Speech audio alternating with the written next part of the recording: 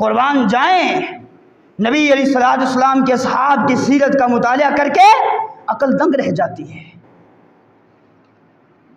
और आज हमारी सूरत हाल क्या है वो भी आपके सामने है।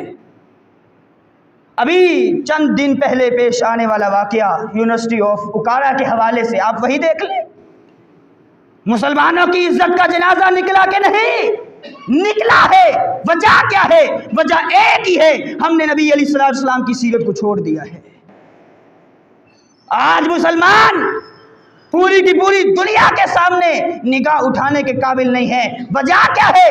वजह यह है, मानने के बावजूद, इकरार करने के बावजूद, तस्लीम करने के बावजूद फिर भी हम नबी अलैहिस्सलाम की सुन्नत को नहीं मानते, आपकी सीरत को हमने पसे पुश डाला हुआ है। नतीजा यही निकलता है, अल्लाह फरमाता है इन्नल्लज़ीना युहाद्दूनल्लाह व रसूला, जो कौम मानने के बावजूद मेरे पैगंबर की सीरत को छोड़ देगी, फरमाया कि उलाइका फिल अज़ल्लीन, कायनात के सबसे जलील तरीन लोग यही है।